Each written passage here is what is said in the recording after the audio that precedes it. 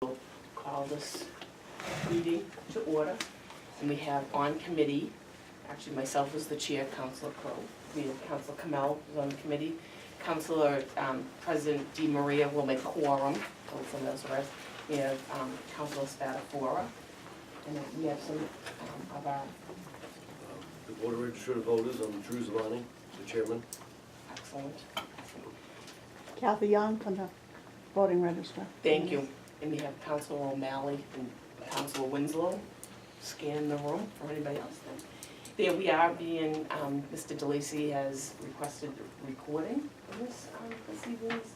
And then we have from the mayor's office and HR, just to make sure that we're moving things on, Maria Luisa and Anthony Chicarelli.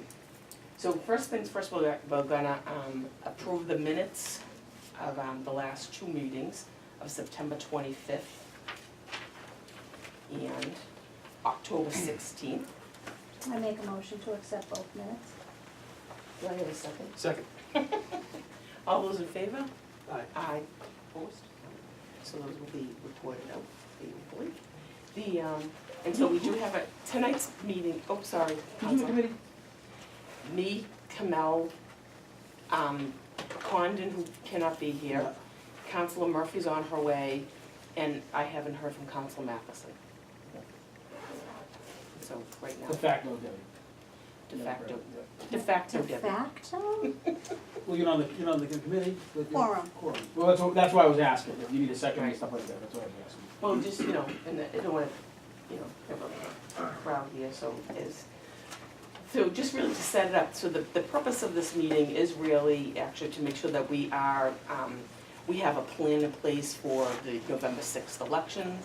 I'm really glad that the registered voters are here too, so we can all get on the same thing. It really is, and we've invited everyone from the city clerk's office, because although, not everybody might have really a direct hand in the elections and the voters, in any event or while any of these things, it really takes everybody. So we really want to make sure that everybody is sort of clear with sort of their roles and responsibilities about how they're going to be support of that day, and so we're all on the same page. We did have some hiccups with the primary election. We've tried to compensate for that by having Karen Anderson come and work with us to make sure that we're ready for the general election. But it really is under the city clerk's purview to make sure that it's his responsibility to make sure that the election goes smoothly. So again, we just wanted to make sure that everyone is on the same page. We all have the information. We know what we need to do. We know how we're going to carry this out so that November 6th goes smoothly, and then we can address any other concerns or miscommunications or any of those things all at the same time. So I see that our city clerk has given us a presentation. I don't know. Councilor O'Malley, do you want to? Do you have an extra copy?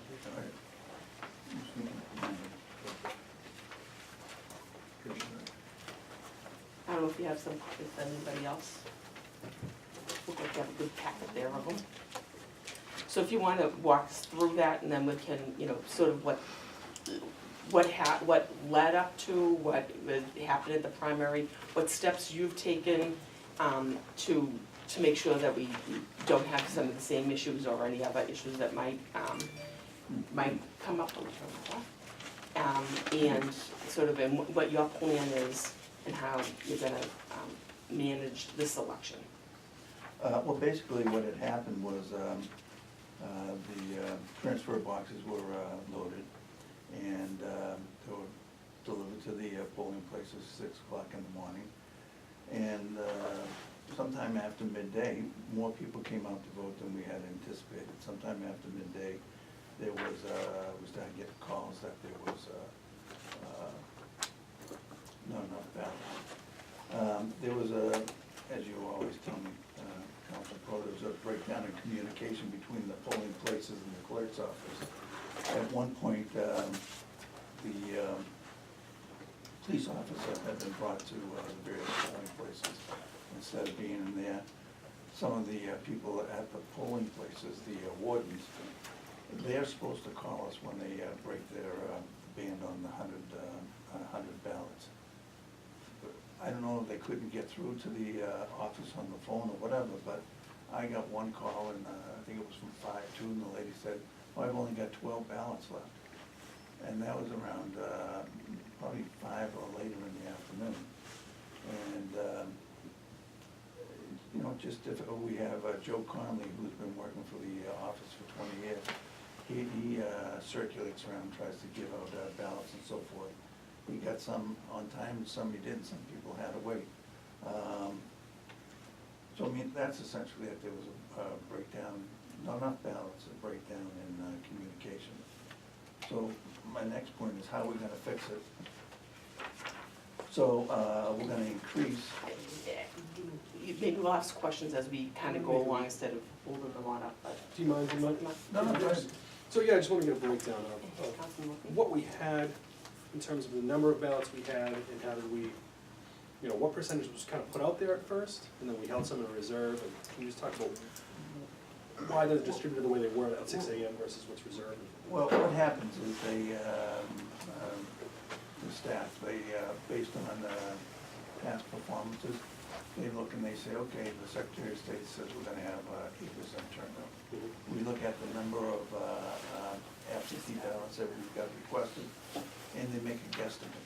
The exact number, I don't know. So we get a projection from the Secretary of State's Right. office, we don't have to do that internally. Right, so we, based on that projection, the transfer cases were packed.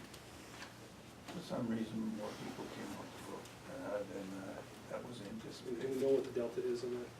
The difference, what was anticipated in that projection and what I thought we it actually was, 12%, some wards were up to like, in Ward 3, I believe, was up to 25%. Other wards were 18, 24, so somewhere around there. Rather than percentages, could you use figures? Not really. I mean, I have just one copy. Do you have another packet for Councilor Murphy as well? Oh, I'm sorry. Yeah, I guess I'm just wondering what, you know, the strength of that number that we get from the Secretary of State's office, has that historically been, you might know this right now, but has it historically been a dependable figure?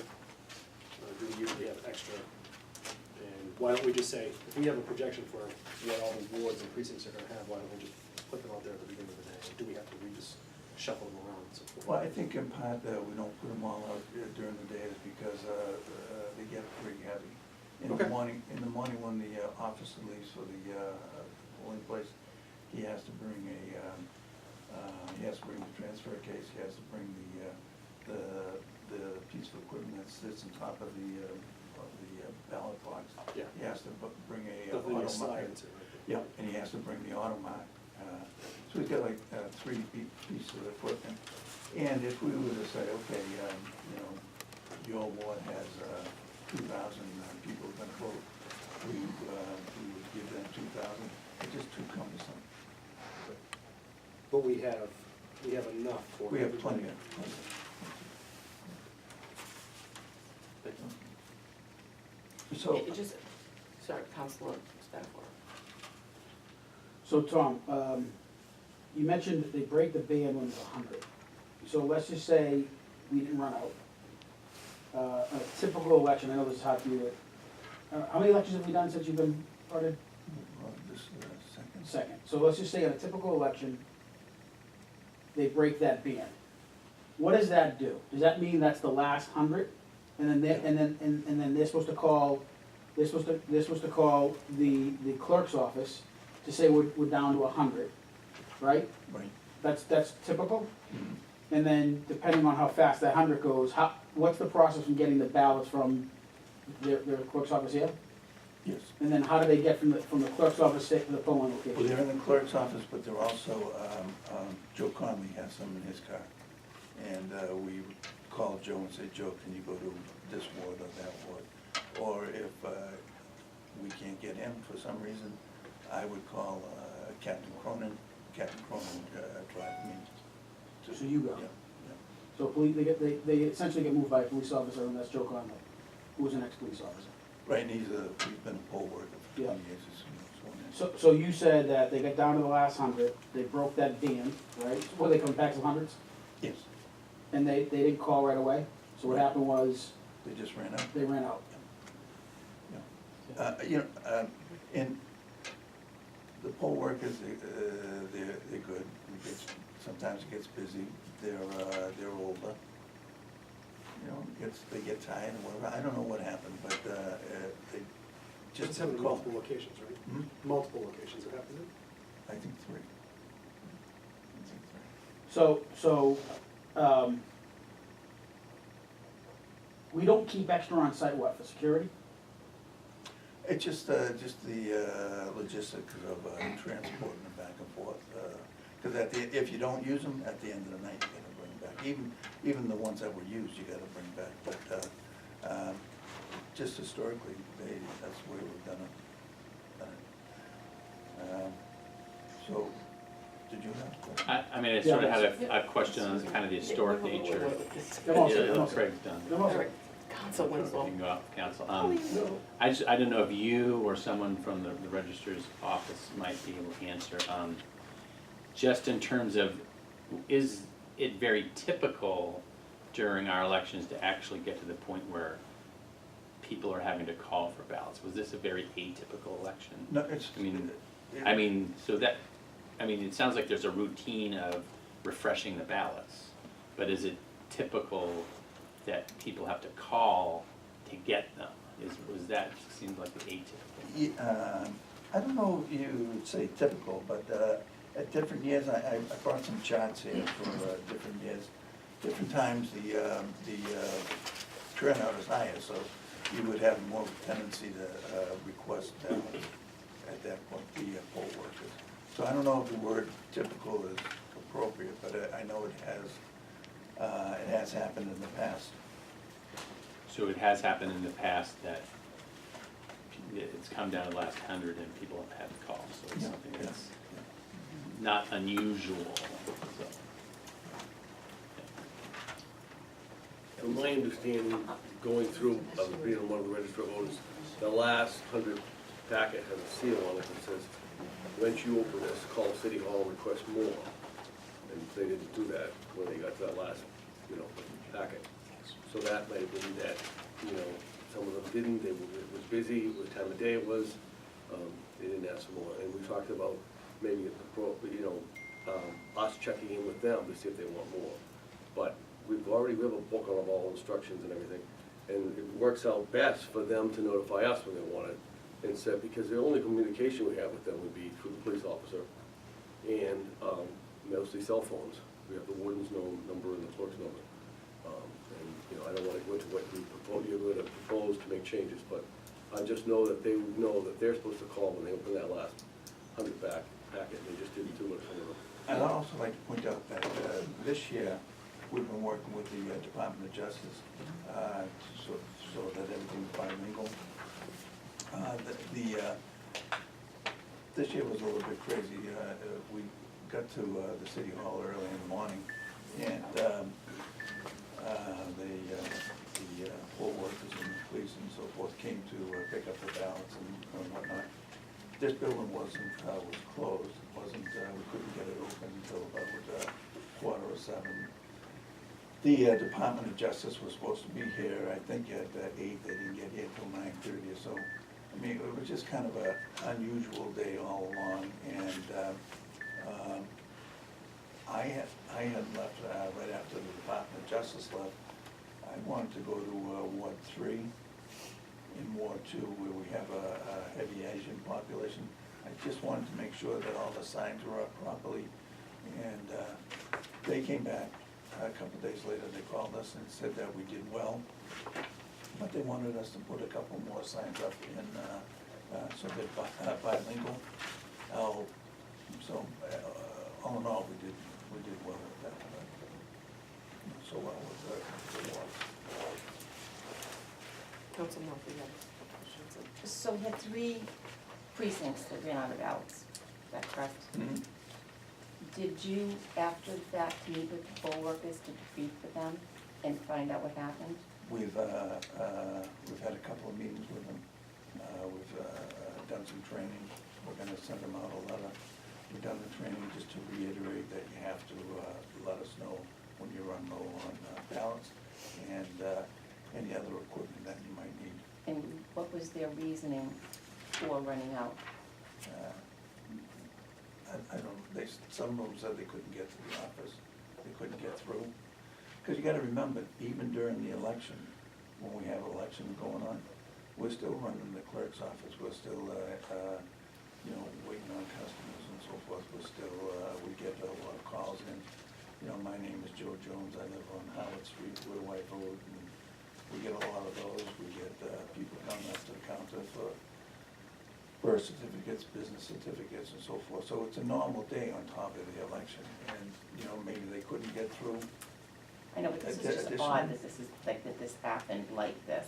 Well, I mean, it's- I've been here, this is my 10th night, going into my 10th year, and this is, to the best of my knowledge, not happened during the entire time that I've been city councilor. So something very unusual had to have happened during this, and it's not, I don't know or they don't know, it's like the ball got dropped somewhere, and I guess there's gotta be, to my way of thinking, a concrete reason as to why this happened. And I mean, do these people need to be fired? I mean, obviously you've given them some training, but, the next day, did you meet with them to find out what went wrong? The next day, no. I mean, this is so serious. In part, what went wrong was that the officer assigned, generally, if they can't get through to us on the phone, they get a hold of the officer that's on their water precinct, and they ask that person to radio in, this is Ward 2, we need X. But that officer was out circulating, delivering ballots to other places, so there was a mistake made, we let that officer go. And instead of taking another officer, like Captain Cronin, to bring the ballots out. Okay, so this is the first time this officer did this job? I believe so. We had a couple of young fellows. Okay, so it wasn't this Mr. Crowley? I'm confused. I thought we were just saying that Joe Crowley was Crowley. No, Conley. John Conley, no, He's no, retired, he's not a cop. Okay. No, we have an officer assigned to the office. And he takes radio calls and so forth, and he's supposed to, keep order in the office and so forth. So if a person can't get through on the phone, they radio into him and say, can you tell them that we need X? Okay, so the poll workers did their jobs and the cops didn't do their job? Is that what you're saying? No, the police officer wasn't in the clerk's office at the time. He was out. But he should have been in the clerk's office. Yeah. So you're saying it's the fault of the police department that this happened? No. He was taken out with another employee in the office, in our office, in the clerk's office. That employee said, oh, Jesus, so-and-so needs something. I can't take these ballots by myself, so I have to have an officer with me. They grabbed that officer, mistakenly, they grabbed that officer, no ill intent or anything, but mistakenly they grabbed that officer. And that, they should have called Captain Cronin, and Cronin would have sent another car over. That's what happened.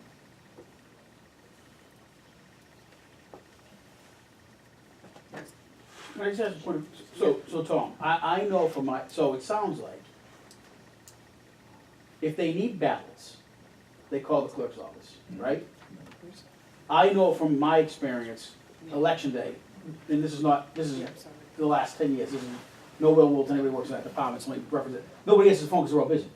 It's tough to get a hold, the only time I ever got a hold of anybody in the office is when I had Karen Anderson's cell phone number, and that was just the luck I would be able to get her. So let's just say, poll worker breaks that band, there's 100 left. They call the office, they using their personal cell phones? Yep. So we don't provide them with any, No. right? They call, nobody answers, then what do? They have to go to the cop. And the cop's supposed to radio the cop who's supposed to, so we have a cop inside, I've never been to the clerk's office at election day. There's a cop in City Hall, in the clerk's office, right? Yeah. So then that cop's supposed to radio and say, I'm in Ward 2, we're running out of ballots, that cop is in City Hall, right, the clerk's office. Yes, That cop is then supposed to tell you or somebody in the clerk's office, Ward 2's down its last 100, send him over, right? right, The cop wasn't there, right, so they never got the communication. right. So from my perspective too, is I think it's gotta be a better communication method than relying on the cops. In this day and age, we have technology with text and email, there's gotta be a way we can, or just have somebody dedicated to a phone line that day inside the clerk's office to man that as well. I mean, But you can't deliver them by yourself, right? That's the other thing, right? You need, I'm not, yeah, you, no, no, meaning I need an escort. 2 people have to deliver them? You need a police escort to deliver. You know, you were saying about, you know, this day and age communication, that's part of the problem, that, I mean, we don't have the technology, we just, we have your own personal cell phone, and I think we have 3 or 4 lines in the office, and as I was saying before, the office is still open to the general public, other than people, you know, wanting to vote or wanting voting information. So we have to keep that open.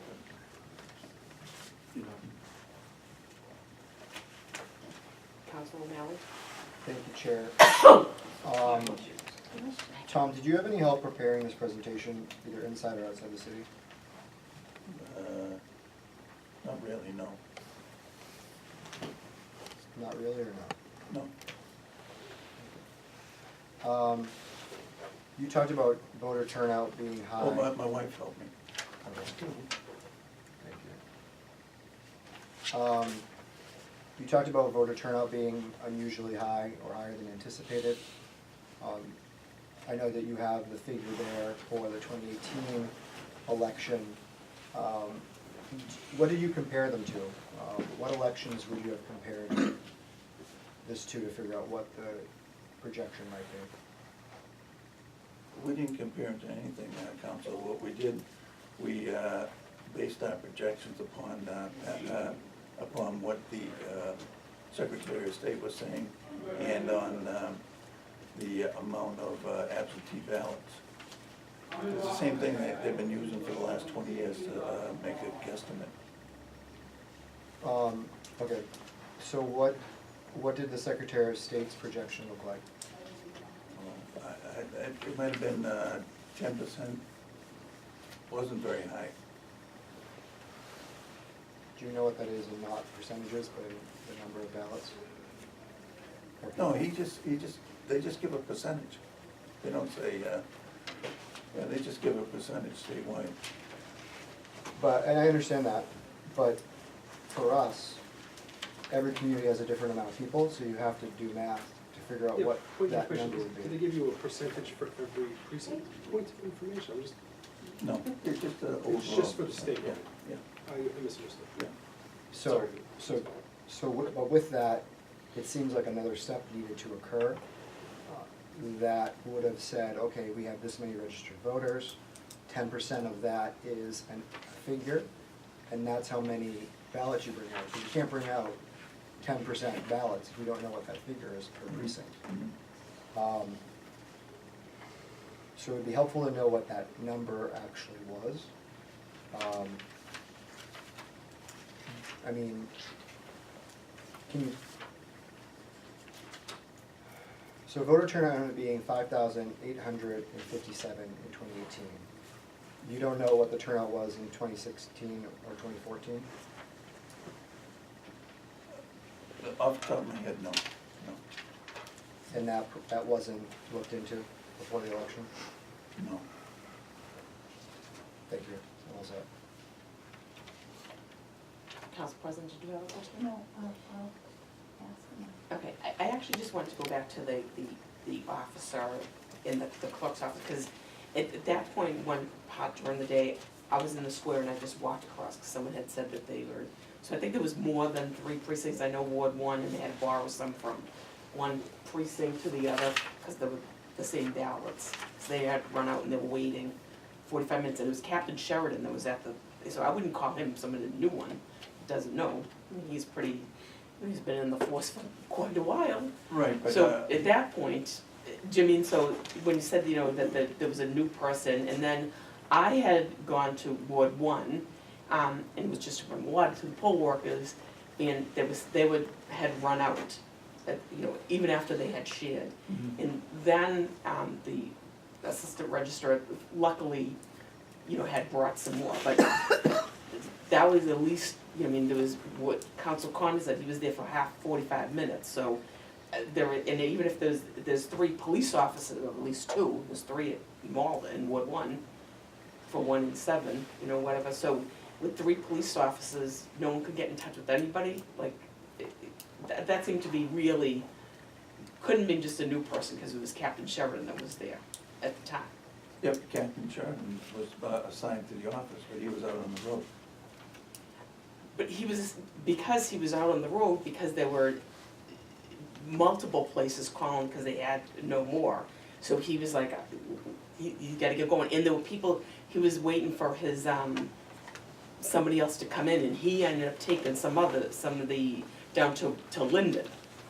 That all happened in the few minutes that I was there, as people were calling in, so they tried to use as much of the resources as they could. So he didn't leave when I was there at all. He waited till his replacement came in, but we already had multiple places that had no ballots. So again, they were waiting, as Council Condon said, he was waiting a half hour, 45 minutes. So finally, someone had to say, we got to get out there and get these, these going. So it seems to be even more of a, not just because it was a new guy or they took him out and there was nobody in the city clerk's office. They did that, in my estimation, because it really, we were in a dire situation at the moment. So I think just saying that there was new people, or that officer left the city clerk's office was, I think that there was a lot more going on than just that happened. But Councilor, come out. You said in response to Councilor Murphy's questions, that you spoke to folks and there was training, but it wasn't the next day. When was there training and their analysis into what went wrong? Well, we did the analysis the next morning. I met with the Mayor, Maria Louise, and with Council President, Di Maria. And then the training for poll workers, when did that happen? The 5th and the 15th, I believe those are the 2 days. October 5th Yeah. and 15th? Yeah. And when this primary was on September 4th? Mhm. Okay. It's kind of a gap. What was the? Well, the reason why is because we're, gearing up for the next election. We figured if we did it way back then in September 7th or so. But you had a plan for training Mhm. that you were just gonna execute at a later time? Yeah. Okay. Councilor O'Malley had a question, but I'm gonna jump in front of you for a minute. So back to the training, so what did you do to prepare? What, do you use a curriculum? What, is there something from the Secretary of State's office that you used to do the training? Did you do the training? No, Caroline did it. And so, yeah, all right. Caroline did it, the assistant, and Karen Anderson was with her. And I was at one of them, and they used what they call the poll book. They went through the poll book, and it's a book full of instructions. They went through the poll book step by step, and that's what they did. And what was your role in the training? Or just participant? Well, I would just make suggestions about, mostly about the Department of Justice things, and about people coming to observe, because we have had a couple of inquiries about the Asian Defense League wants to come in and observe. The Department of Justice may come back to observe. So we just talked about what they can and cannot do as observer. Councilor O'Malley? Thank you, Chair. Can you explain why, I asked you a few questions earlier about historical data regarding elections. And you said you didn't know what the election totals were for the primaries in 2016 and 2014. Can you explain to me why you use the data that you used in your presentation. It looks like you do actually have some historical election data. Right. So can you talk us through why you used these particular elections? I was just trying to show the differences in the elections, you know, what kind of a turnout. There's one point, it's usually around 22 to 30. Well, that's, I mean, you're comparing the city. Yeah, actually, if I can I just compared the recent elections, that's all. Okay, so is there any rhyme or reason why you picked these ones? No, no. Do you think that there's a difference between different types of elections? I do, but I think it's also based upon who's running, you know, the candidates, the kind of draw the candidates out. Or primarily the candidates? Yeah, it doesn't seem to be much, a whole bunch of interest this year. Okay, so it's driven by the candidates themselves, not the offices which they're going for? No, I would say the candidates. Candidates, not offices. So I asked because if I was doing this and I wanted to find out how many people might vote in a particular election, considering this was a state primary, I would have looked at other state primaries versus, say, a local city election or a presidential election. The information that you provided in the presentation, you have November 7th, 2017, which, if my understanding, it was just a general city election. You included the presidential primary from March 1st of 2016. Obviously, that's a presidential primary. It's not, I don't think it's comparable to a state primary. You included November 3rd of 2015, which was also a city election, so not a state primary. And you included November 4th, 2014, also a general election, but this time it was of a state election. One of the things, you also included November 5th, 2013, city election. One of the things that I find missing from your presentation is any state primaries, which is what I would compare to find out what the projection should be. Rather than relying on the Secretary of State giving you a percentage, I would have went back and found out how many people actually voted in comparable elections. Well, I'll do that when we load up the balance, but this time. Yeah, that would be a great suggestion. Yeah. Thank you. Good idea.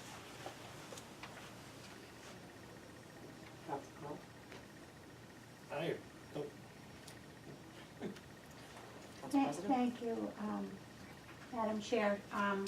Mr. Clerk, could you just share with me, in preparation of the election, what, what was the management skills in the office? How did you get the staff to, discuss, and who's on first, who's on second?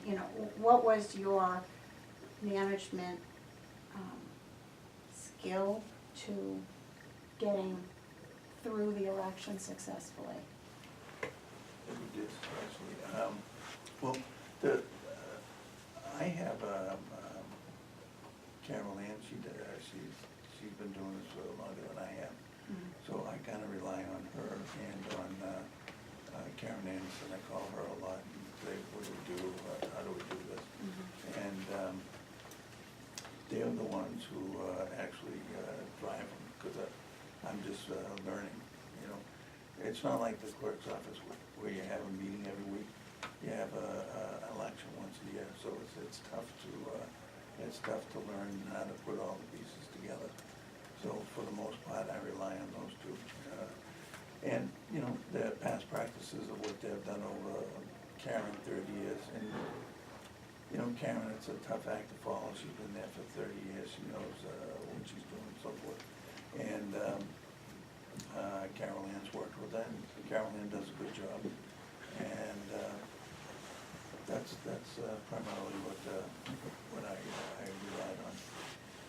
Did you get a chance to brief with Karen and Carol Ann about the process and how to go through?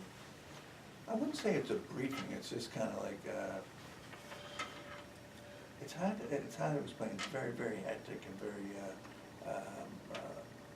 everything just kind of happens because it goes along slow. And then everything just happens all at once. you get the, you send out, people come in for absentee ballots, you send out requests, they all come in.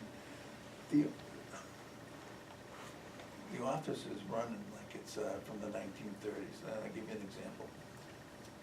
Carol Ann and the other ladies on the voter identification registration system, they'll load into the system, you know, Tom Brennan, Franklin Street, Democrat. And then what happens is that the system spits out two pieces of paper. One, a letter saying, Tom, you're supposed to vote at Fairway School. It's also got another piece of paper that has your signature on it, and that has to be cut and cropped and all that. So what happens is each request has about 5 steps. One, we'll just use Carol Ann. She'll input the data. Then she'll press a button and the information comes out. That information then has to be put into an envelope, sealed and all that. So it's 5 steps, and none of it's automated. So to do 1,000 new voters, it takes about maybe 5 or 6 hours, just hand working, and then Morgan afterwards props the signature card, has to file it into the files. It's pretty archaic. So that's why it takes a lot of time, and people get a little edgy and all that, and so it's pretty tough. So Tom, what was your role in all that? Well, I just would do whatever they would ask me to do. I do a lot of the folding and the sailing. I'm not that fast on the computer, so the girls would do that. I'd be down in the basement moving old ballots to throw them out. Like today, I was down in the basement. We call it the archives, of a dirty old place. And I was down there. You remember I told you that we had 3 machines that were broken? Mm-hmm. I was able to get the Secretary of State to give us 3 more machines without cost. So I had to take some of the equipment from those old machines, put it into the new machine. And then what I had to do was I had to take all of the voting machines that sit on top of the ballot boxes. I had to take those apart, not apart, but I had to take them out of their cases. And load them up so that we could charge up the battery. So I did that for a good part of the day today. Good today, but on election day? Oh, election day? Well, I'm sorry, I wasn't clear. Oh, okay. On this past election day, Mhm. I got there early, waited, spoke with the Department of Justice. They were about an hour and a half late. Spoke with the Department of Justice, maybe about an hour. They left, everything seemed to be going well. And I'm told that I did this wrong, but I hopped in my own car and I went to Ward 3, spoke to the workers, and said, has the Department of Justice been by? And they said, no, not yet. I said, well, if they come by, just do this and this. Said they're no different than any other observer. Because last year they made some of the folks afraid because they said, oh, we're from the Department of Justice. And they were, you know, bullying them a little bit. So then I went to I think 3 or 4 wards.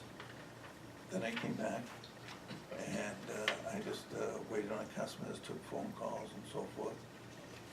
And that's what So I you did. were in the office Mhm. from that time. Okay, thank you. Thank you.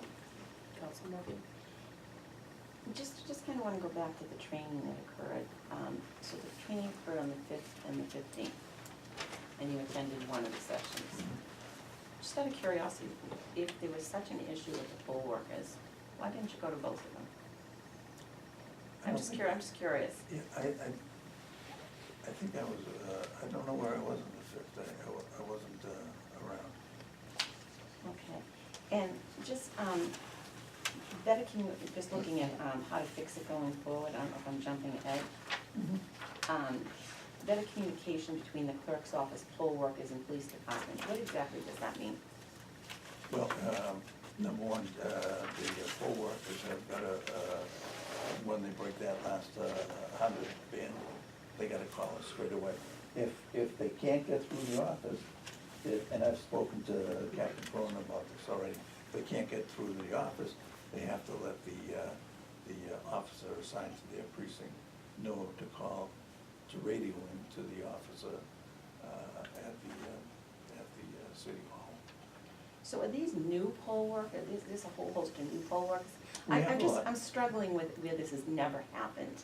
Like, I'm not gonna say it's never happened before, but where it hasn't happened in the almost 10 years that I've been here, for multiple elections, sometimes, 4 elections in a season, and all of a sudden this year, it's a problem.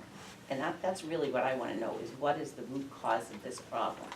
And the answer is, to be honest with you, I don't know, because it didn't happen the last election that I was here, and it just happened this election. I don't know. If I knew, it wouldn't happen. But the simple answer is, I don't know, and the only thing I can assume or state is that for some reason, there was a breakdown in the calls. Yeah, in the cops? In the calls. In the calls, okay, but even if it happened in one precinct place, Mhm.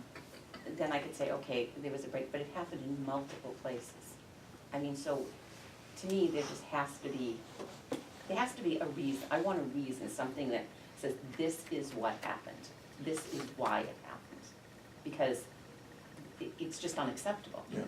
And I wanna know what it is so we can fix it. I don't wanna be guessing about what we're gonna be doing for the next election. I wanna know what went wrong and how we're gonna ensure that it doesn't happen again. And the fact that it happened in multiple places, I just don't see why we can't figure out what the problem was and how to address it specifically. Right. I know there's some anecdotal things here, which I think are all good, but obviously something went terribly wrong. So, I'm sorry, I don't know what the protocol is, so Kathy, hi. Okay. I was just gonna ask, Tom, did you ask each person that runs the polls why they didn't do it? I'm sorry, could you repeat that question? I was asking why the poll workers were, that obviously were trained before they took the job, why they didn't follow protocol. Did you ask them specifically? Because it seems like we're guessing. I would have asked them. I did ask. What did they say? They said they couldn't get through. So that is the reason, they couldn't get through. Because, what is your name, ma'am? Councilor Murphy. Hi, Councilor Murphy. She's asking, Councilor Murphy is asking that question. If they didn't do their job, to ask them specifically why they didn't do the job. So we should have an answer for every poll right now. Well, the ones I spoke to, that's what they told me. But I would have spoke to every Yeah. single one of them, to be blunt. It wasn't council sped forward. Yeah, I mean, not to be simplistic and just to reiterate what everybody said, but I mean, essentially, we know what happened. We ran out of ballots, right? We ran out in 3 locations, we ran out of ballots. Or say 4, right? We ran out of ballots. Now, what I would like to know is how many times in the last 10 years did they get down to these last 100? And then they have to call. Because if they run out of ballots in a ward, and then they call the clerk's office, and the clerk's not getting them there, then there's a problem with the clerk's office. But if truly there was nobody taking the calls in the clerk's office, and the cop wasn't there to make the call, there is a breakdown of communication. Do we not put enough ballots in the beginning? I don't know the answer, because I don't know how they pack them, right? But it's simple, we ran out of ballots in 3 spots. What I don't know is what was past precedent, like, because I know Ward 3 has a high voter turnout, right? Yes, that's 5. There's 5 too. Do they, so do they have to do that every election, ask for more ballots, is my point? Like, is that common?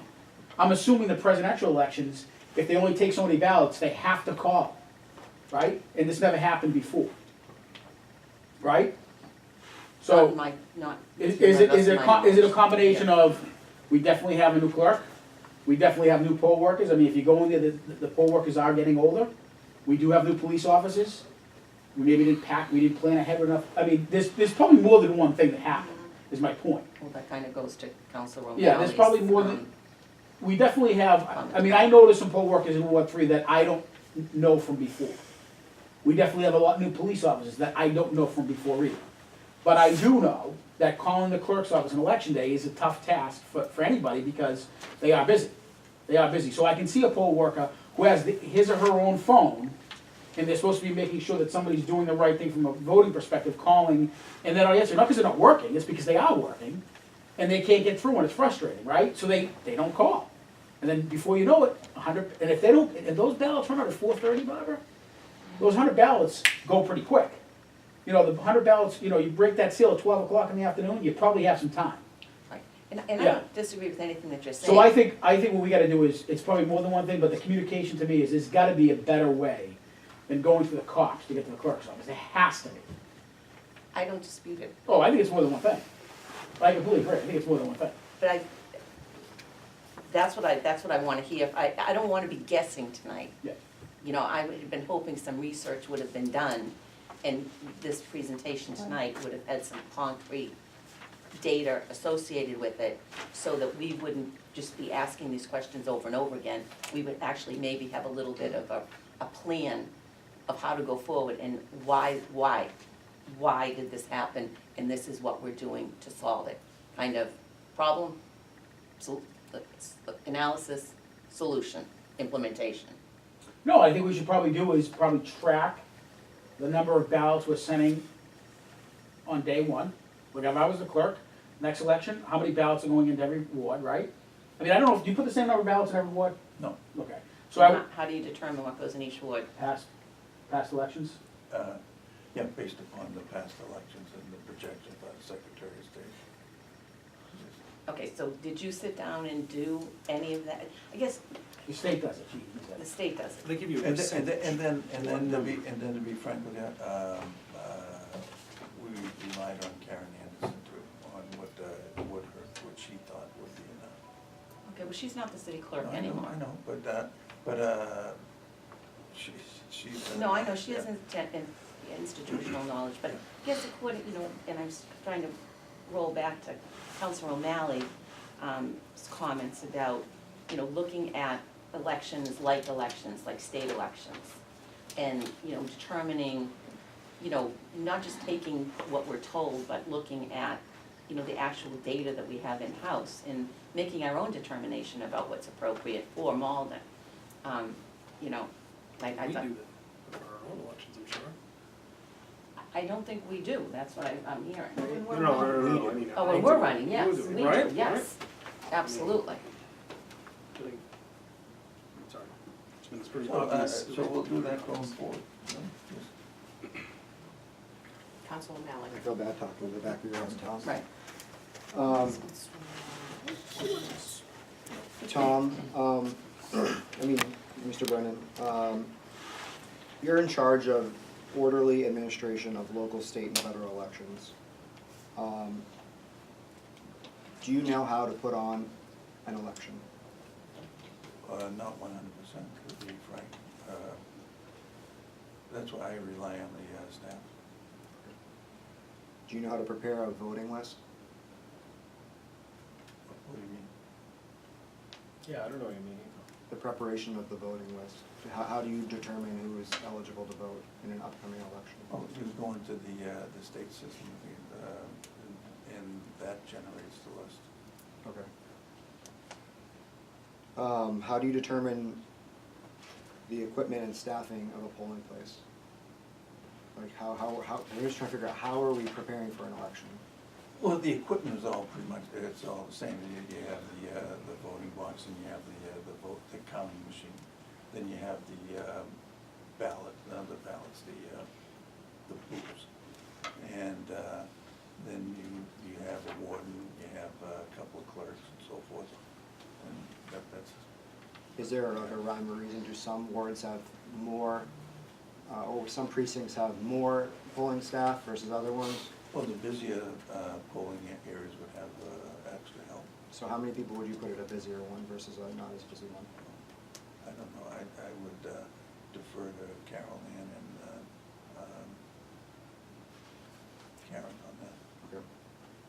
do you know how to train election workers for an election? Not 100%, but I can train them to some degree. Do you know how to test the voting equipment? Yeah. That's we'll be doing that. And how does a local election differ from a state election versus a federal election?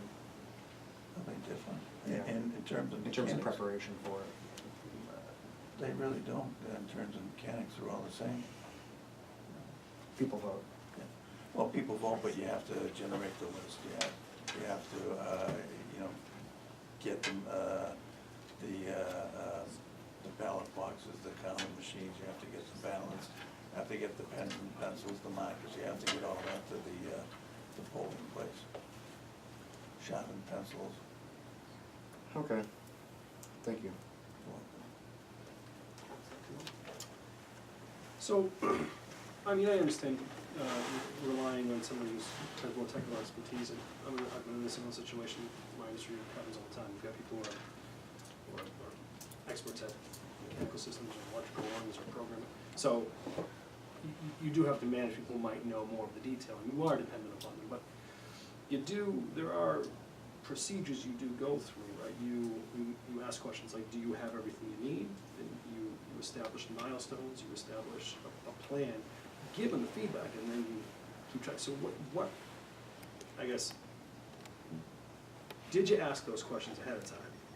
Do you have everything you need? And did you touch base on a frequent enough basis? And did you have a plan? Were there things that were asked for that weren't delivered ahead of time? Is I guess what I'm wondering.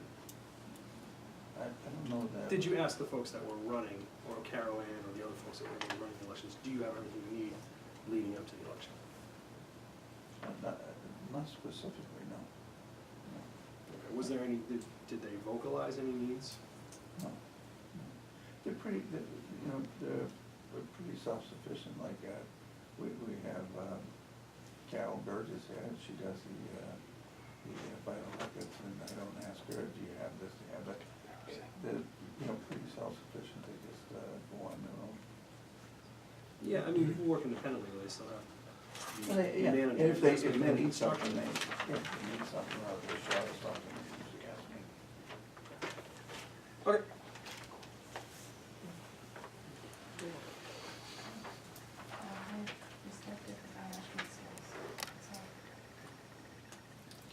So just, oh, sorry, Councilman.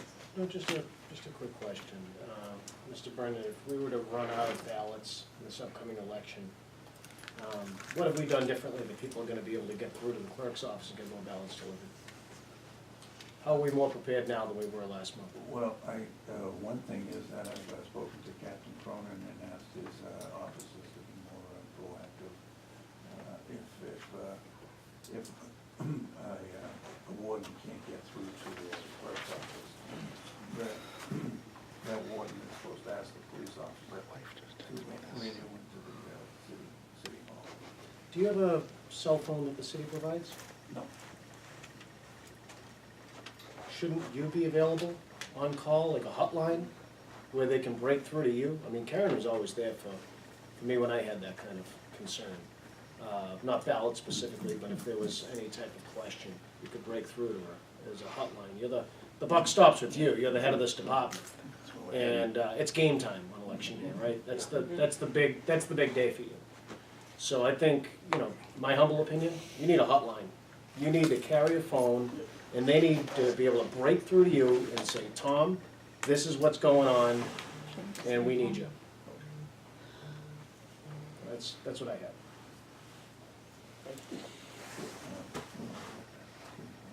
Yeah, we'll figure that out for you, absolutely. Councilman Spencer. Yeah, I would just echo, there's gotta be, I mean, I know we play the police officers, but, there's also, it could be an emergency, the cop's gonna go somewhere, right? And that could be, that could happen unfortunately these days, right?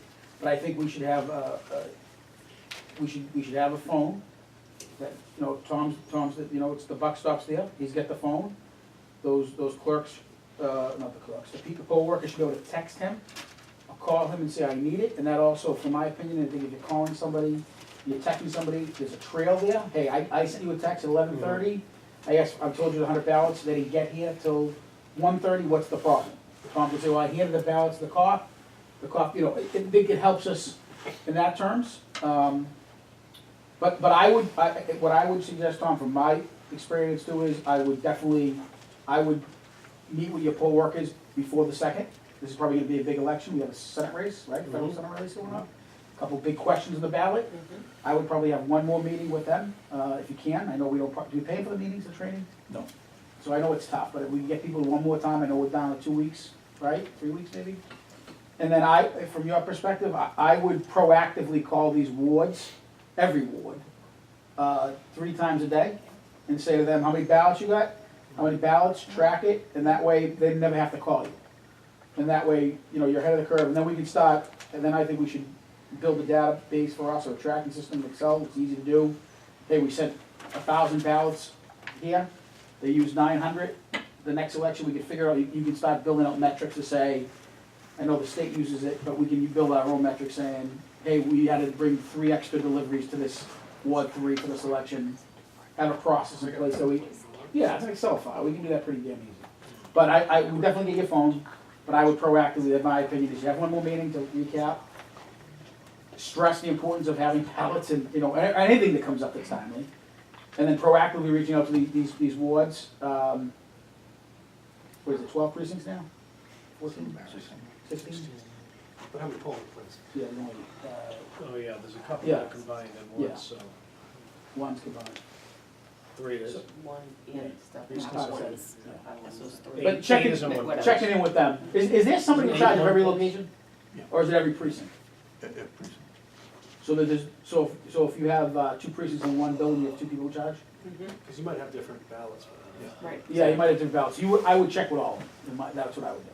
So, well, my thought was that I would have Joe Conley, maybe about 9, maybe about 10 o'clock in the morning, say, start at Ward 1 and make the rounds through Ward 8, and then maybe like an hour or 2 later, I would start at Ward 8 and work my Well, if way. he's gonna do that, I would say this, he should text you all those off, to create a audit trail. So that if Joe goes off the radar again, you know, it's not your ass, or it's Joe's ass, exactly, so I have, Madam President. Councilman Mallon. Earlier, Councilor Murphy asked you if you knew what the root cause of the breakdown was. You said you didn't know. Do you kind of know now after the discussion that we've had? I just, if I knew, I would tell you, but what I think is that people try to call the office, they couldn't get through. And then the police officer wasn't there the whole day. When he came back, it was kind of like Bedlam, you know, go here, go there. And again, I was going to run out with some of the ballots, but I'm not allowed to. I have to have an escort, a police escort, just so that you don't have voter fraud or anything. So that was, Council, I wish I could tell you, this is the exact reason why. I think it was just a combination of things. It was, you know, you can't point the finger at me, but I can't really point the finger at anybody or any one cause. No, I'm not saying that. So Yeah, you said, no. you said there was a combination of things. And I think I'm hearing a breakdown, councilors, if you. Sorry. No worries. I think I'm hearing you say that there was a breakdown in communication, and there was a mixture of things. After the discussion that we had, do you think could you identify any of the other parts of the mixture? Maybe before the election, during the election? No. Before the election, Karen Ann did a good job. She put everything together. And Karen Ann helped her. They've been friends for a long time. She did a good job. She put everything together. It was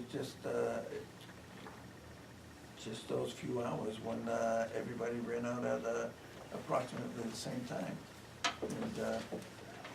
And we didn't get the calls, we didn't get the report of the police officer, and that's what happened. And plus the traffic, Council President DiMaria had suggested that we take instead of a unmarked cruiser or a civilian car, we take a cruiser with a siren on it.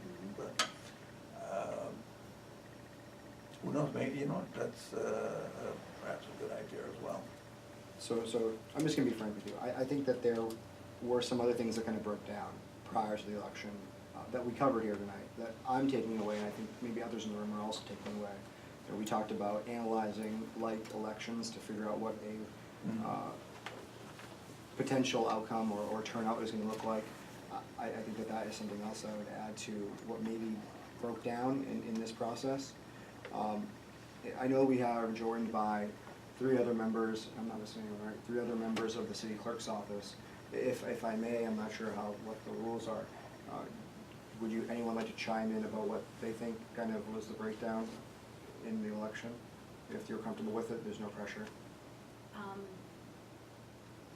My recollection of the day is slightly different from Clerk Brennan's. There were some other things that kind of led to chaos throughout the course of the day as well.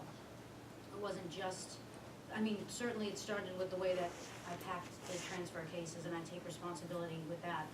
We do look at past elections, we look at, you know, we start with what we think the turnout is gonna be. In this case, it was a 10% turnout. It was the day after Labor Day. It just looked like it was gonna be a really slow day. We always accommodate for a certain amount of cushion. We ended up getting an 18% turnout citywide, which was more than we thought. A couple precincts got 25%, which is a great problem to have because more people are paying attention, more people are voting. So certainly in November, we're gonna make sure that that cushion is much wider. We give ourselves much more of a safety net so that those, you know, we're not cutting it so close with that.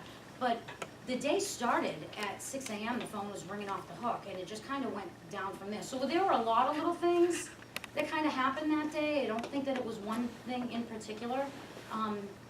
You know, we had a precinct where the warden and the clerk were a no-show, and so I had to leave the building at 6:30 to open a polling location.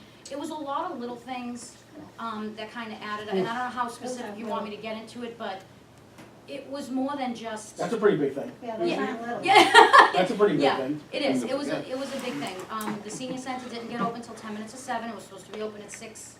So by the time Clerk Brennan showed up for work on election day, I had 2 phones going and my texts were chiming at the same time because the senior center wasn't open and the poll workers were standing on the sidewalk at 6:30. And I had poll workers at the early learning center who were in the building but didn't know what to do because neither their warden nor their clerk were in attendance. And so it's just too much detail for me to walk them through over the phone. So by the time Tom arrived, I asked him to try to get with Eric Rubin so we could get this building open, and I flew over to Ward 4. So it just kind of was like that. That was the kind of a day that it happened. The whole day until we closed the polls at 8 p.m. was kind of like the perfect storm of all these things hitting at once. And is it typical? No, it's not typical. Well, let me say this. It wasn't a typical day as far as elections go. Like I said, there was a ton of stuff that just kind of built one thing on another. But I will tell you that polling locations getting low on ballots is not completely unheard of. We have processes in place, and again, some of those processes broke down.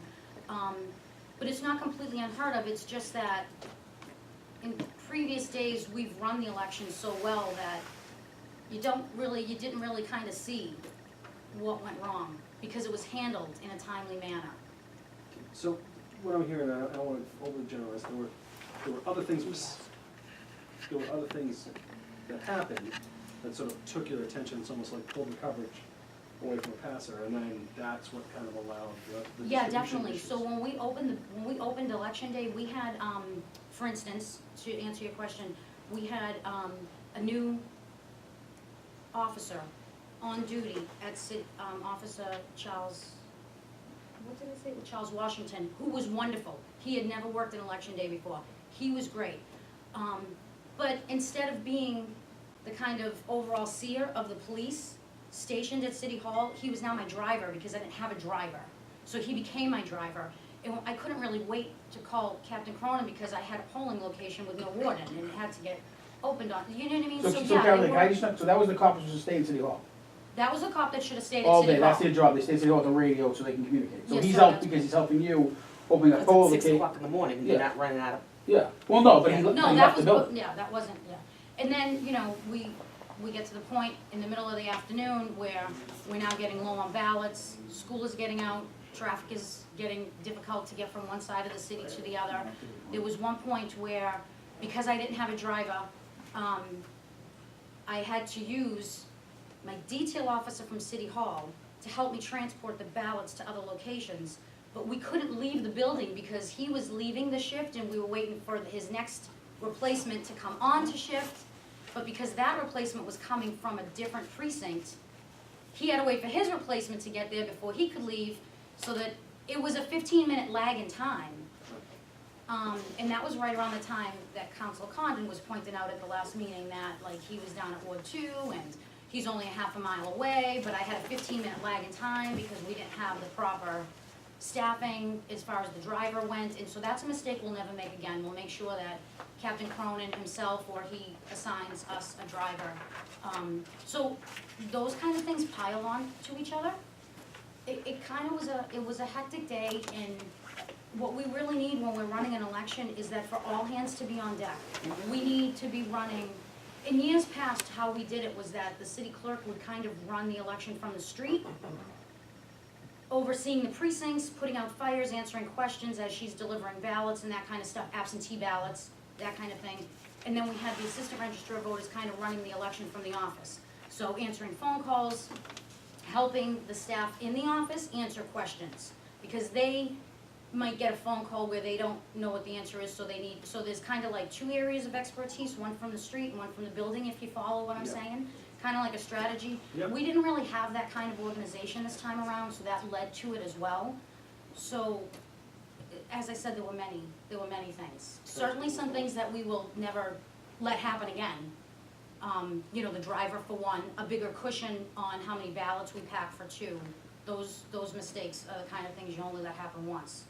Do you feel like most of this was unexpected, or was there any conversation before that day that happened, any concerns that were brought up prior to that, or is it the nature that these things were just somewhat There was unexpected? no conversation prior to that day as far as how the election was gonna be strategized or managed or handled. No, you mean that as in, there was no conversation that was something, there was no conversation pertaining to, something odd may happen, or there was just no conversation? There was basically no conversation. Is that unusual, leading up to an election? Between, In the current office, it's not unusual. It is unusual as far as historically how I was trained to run an election. Usually you have to be a well-oiled machine and everybody has to know what the other person's doing. okay, thank you. I was kind of ceding to him. If I may, I mean, here in this meeting, when Councilor Murphy asked you, and then I asked you, well, Councilor Murphy asked you what was the root cause of this? You originally said you don't know. Then you were saying it was communication and traffic, a combination. And then I asked you if you knew how to administer elections. You said you don't know, you're still learning. I guess I'd ask the staff, is the fact that the city clerk here in this meeting says he doesn't know how to run elections, he's still learning, is that part of what went wrong on election day? You're going down a dangerous path right now, I'm telling you Let's right now, gather some Ryan. information. You're going down a dangerous path. I'm just. No, you're doing something you cannot be doing right now. For the betterment of every employee in this building, you cannot be doing what you're doing. You don't have to answer the question if you're not comfortable. It's professional competency, which has to be done in public.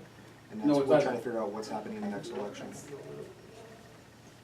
You don't have to answer if you're not comfortable. I don't think anybody should, it's just, we're talking about everybody, Yeah, I would- including the employees you're it's asking. not, yeah, exactly. So, Council Matheson. Yeah, thanks. Mr. Brennan, in light of what you've heard today, you have a greater confidence level going into the next election day? Yes.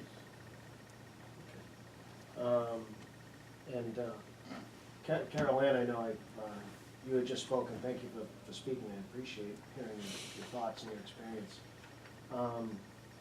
Do you feel that this has been helpful identifying some of the problems so that we can do a better job in the upcoming election?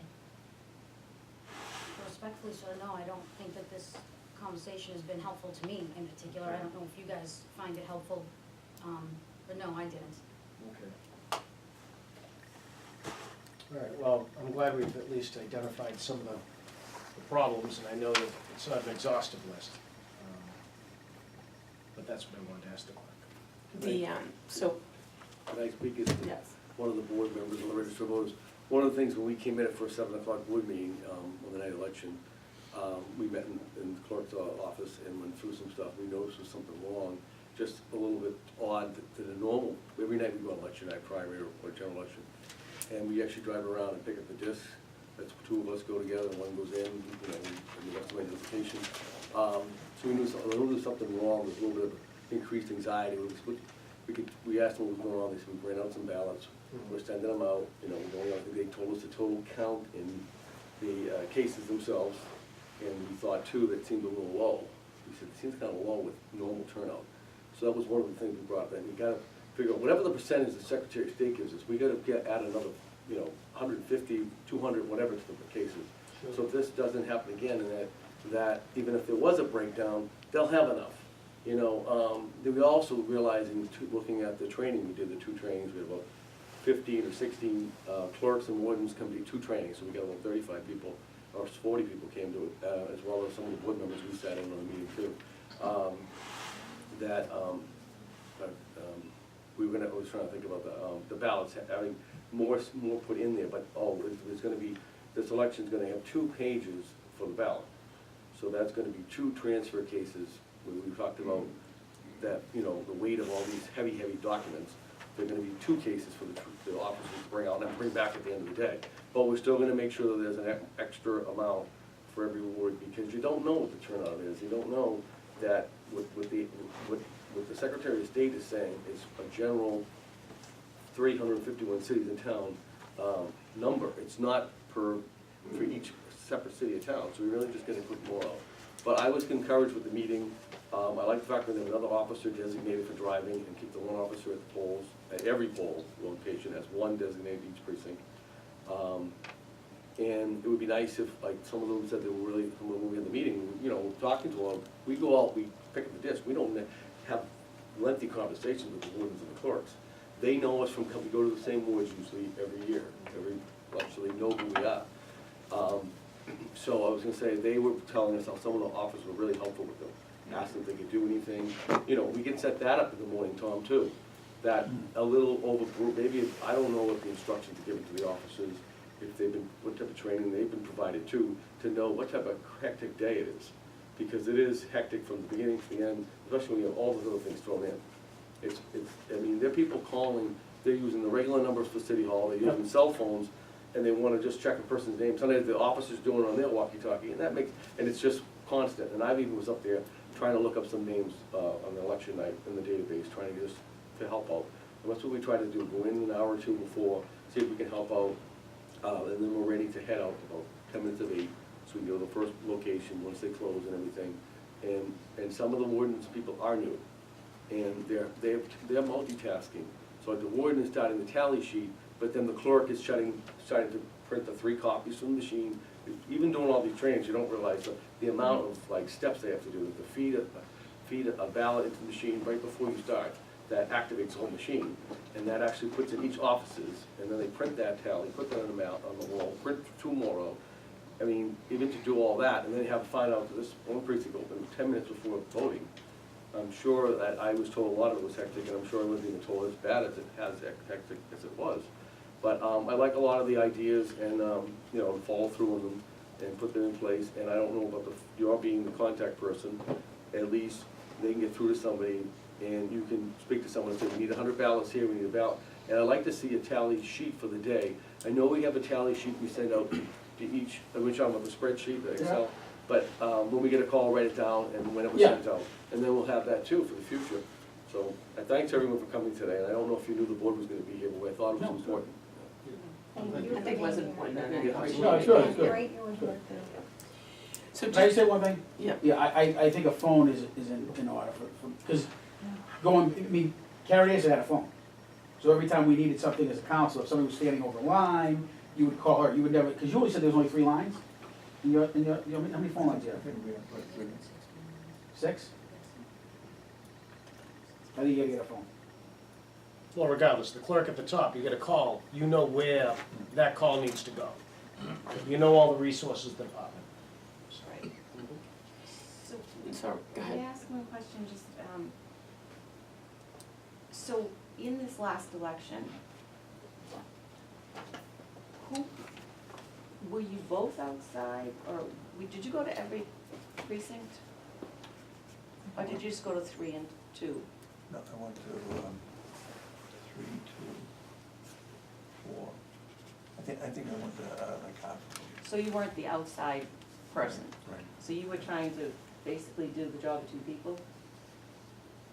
You were trying to do inside and outside? Yeah, I was on the road, but fielding phone calls on my cell phone and text messages on my cell phone at the same time. Okay, so that can't happen this time. Yeah, but the reason she was on the road because somebody didn't show up.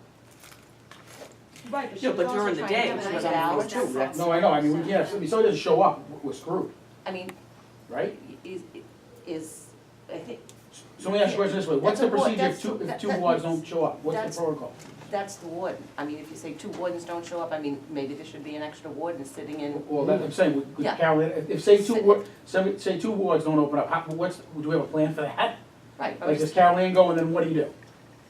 Actually, yeah, we do. Do you have a plan if 2 people don't show up? Well, I have some trained people who can't commit to working every single election, so we kind of keep them in the wings, and if we need them in case of an emergency, You can call them? that's what I do. So in this particular case that you're asking about, Counselor Spatafora, I went to the polling location, I opened it, I got them started, I gave one of the inspectors there who was most confident and capable of taking over that position. Can I ask you a question though? Yeah, Who's responsible for opening the polling locations? the warden and the clerk are responsible for opening the So they have polling keys? locations. They have keys, what, to the building? I'm sorry, you mean physically open the building? Yeah. The custodians of the building are So responsible. this building wasn't open, it was one case, This- right? Right, and that's not the same issue that we had. The other one was the before. warden didn't show up. Correct. Okay. Yeah. So the building was open. Ward 4 was open, early Okay. learning center got open on time, but they got in there and they had nobody to help them. Okay. They didn't know what to do. So I opened up the polling location, got the voting machine turned on. At 7 o'clock when we announced polls open, we opened on time. That went okay. If you have to do it on the radio, right? Yes, the police Just for the rest officers of do that everybody, on you the gotta radio, call, yeah. you call over the radio, right, and tell everybody it's open? Yes, we make an announcement at the time of the opening and the closing of the polls, and then we have each location radio in that, yes, they're confirmed open or not, and if there's a reason, I mean, there's never a time when they're not open at 7. We always make sure we're open at 7. But in this particular case, I opened the polling location at the early learning center. I gave the inspector there a very brief 10 or 15-minute training. We have a complete handbook that shows them what to do, literally step by step to, like, it's literal as some of the steps go into the middle pouch, in the inside cover of the black bag and get the, that kind Yep. of stuff. It's very comprehensive. Gave her a quick training, left, came back to the office, and then I was able to call in one of my more experienced volunteers, send them over there to help give the further training, hands-on, and make sure that they were settled in and all things were running smooth. And so that's what happened at the early learning center. So I have 2 or 3 people that I keep in the wings for that exact reason. So what time should sit here have been open? So what time do the poll workers get there to their locations? Yeah, I think around 6:30. 6:30. So when they got here, it's 6:30, so all that has to happen between 6:30 and 7? And if someone doesn't open it up, that seems to, as We only had Mr. like Zamani just kind of articulated all the things Well, I that believe it happened. was that 6, is it not 6 o'clock? They're supposed to be reporting to the warden shows up at 6. Now some of the other workers will show up at 6:15. Yeah. it's usually open So around at least the 6:30. warden is present, is really the supervisor of each precinct, not ward precinct. So there's 16 wardens, and they have a clerk too. So one thing I just want to go back on, I think Tom should be called by the warden. Your phone number should be provided to the warden and the clerk, only, let's say, my suggestion, for the ballot count, for problems with the ballot. People wanna call and say, Mary Jones, Bob Smith lives in such and such a Yeah, street. call the clerk's That office. should be the clerk's office. Yeah, I get it, yeah. It may not be available to look at the computer. So Right. we should just have a direct line to you when they have concerns about the absentee ballots alone and ballots alone. And then you either speak to the officer or have someone, you know, take them out you know, within the next 15 minutes, they're driving out with them. You triage. Yeah. And how many poll workers are assigned to each precinct? This seems to be, I believe it's 4. so if there's From what- 4 I and might there's be wrong. 16 wardens and there's a clerk and we've only trained 35 people, do we have enough people that are ready and Well, willing? when we went through, I believe that there's about 80 people that do the whole procedure on election day. And it was a decision by the clerk's office that they would train the wardens and the clerks, I think the other people are called inspectors, to train the inspectors. That we thought that it was best to do with a smaller group of the supervisors. And then, because when they come in the morning, the wardens and the inspectors, they will talk and give instructions to each worker there, what they're gonna be doing today. They're gonna be checking people in, or they're gonna be checking them out. But they're provided so many breaks, and, you know, so that's covered from 6:15 to 7. That is what the warden and the inspector will be doing. So, but you're right, there is a lot more people involved. Right, yeah. I was like, Yeah. At first, I thought we were gonna do a training with everyone in terms of from like just someone doing checking and all that. But we decided to do just the inspectors and the wardens because they're the people that are most responsible, and they're gonna be responsible because they are being held, they're accountable, and that they've agreed to take that position. right. And so did all the inspectors in the, I'm sorry. We did have a count of who was attending these meetings. And so, so we'll, I believe everyone was covered from the last time we had the meeting I believe it was last Monday. Yeah. Council Murphy. So I think we've talked about the years, but so really now we're into early voting, so, you know, what has been the sort of the pre-election preparation? And, you know, because it's not just, you know, packing the transfer boxes, there's a whole slew of things that have to happen. I know there's like federal deadlines that need to be met, and, you know, the process after the election. I mean, I'm sure, let's get through the election first, though. So I mean, you know, really my concern is if assistant register of voters does leave the position right after the election, are we gonna have the knowledge, the wherewithal? I mean, it's great that Karen has been very helpful, but she is retired and not our employee, so, you know, that's a concern, because there is a lot of follow-up and certifying the ballots and the election and all of those things, that needs to happen. And I think there really needs every T crossed and I dotted before we get to November 6th. Like I said, we're already in early election, early voting. We started that today. That year we had 96 people. I'll just double check everything with Karen tomorrow, because I'm gonna be working with her, testing the voting machines. And so do we have a communication, so everybody else, again, I really do think it's all hands on deck, and so, you know, Carol Burgess, sorry, what did I do? They usually does vital record, but on that day is, you know, answering phone calls and jumping in, that everybody knows exactly sort of their role within, and that has to come from you, really, what everybody is doing, and if A happens, this is. Okay, yeah. Yeah, we'll have a meeting, and, as I say, you know, we'll just keep on working together, trying to work out the kinks. I'll work, next few days with Karen Anderson, to develop a game plan for both election day and afterwards. But as far as the issues of not having enough ballots and so forth, I think we'll be in good shape with that. So we'll see you at 5 o'clock on November 6th in the morning. Make sure all the poll places are open at 6. Council Murphy? I do hear you, and you keep mentioning Karen. I think one of the things that's, I guess, have you met with Carol Ann?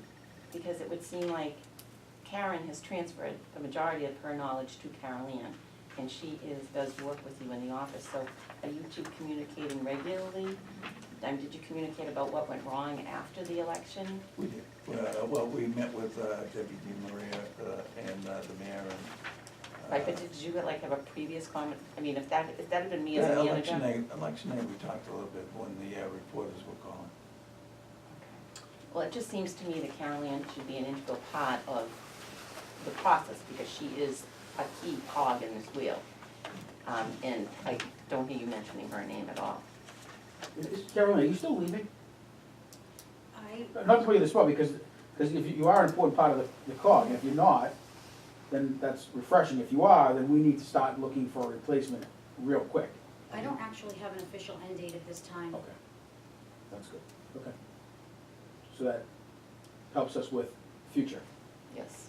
I didn't mean to take, So let's put I him didn't on mean to put the you on the spot. spot, No, not at but, all, Counselor, that's a valid question. because I wouldn't want somebody to be with somebody who's gonna leave, and then we gotta start the process over, right? Well, she's meeting with someone who's, Karen Anderson, who's not even an employee. Correct. But that, So, from our At perspective, least we she's an would, employee. we would have to work with the city to start that, you know, it's tough to hire people in the city, so we'd have to start working pretty quickly. Well, there's not, then somebody with her institutional knowledge is Yep. gonna be very difficult to find, Agreed. so. Council President? Thank you, and I just want to take a minute to thank all the people that are here. And I think we've kept through this whole process within the law, so I'm very pleased about that.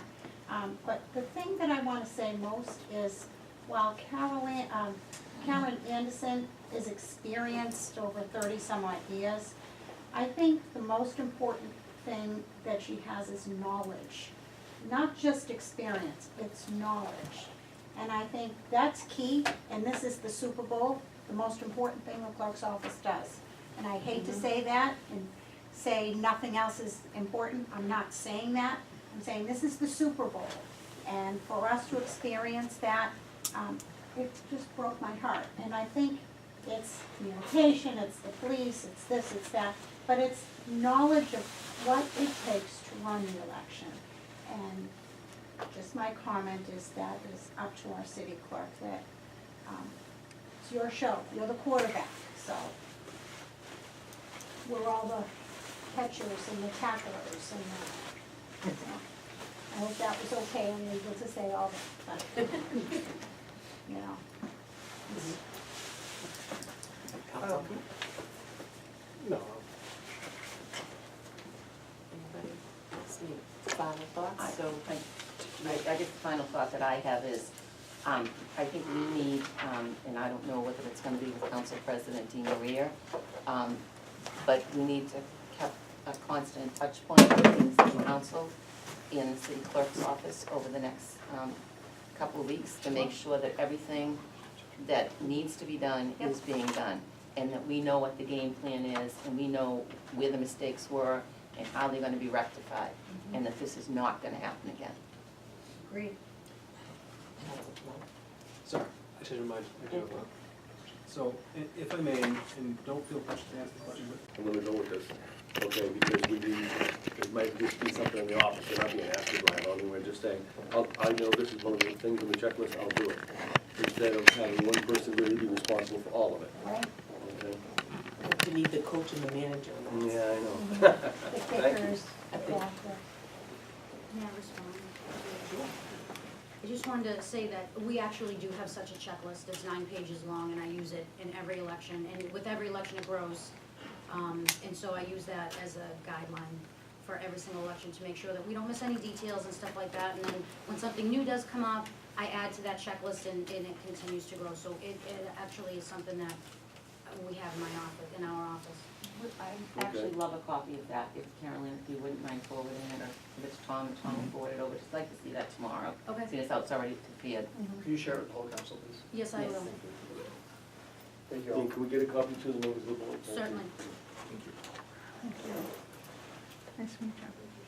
All right, I think we have a better game plan moving forward at this point. Do I hear a motion? Motion to adjourn. Second. All's in favor? Aye. Aye.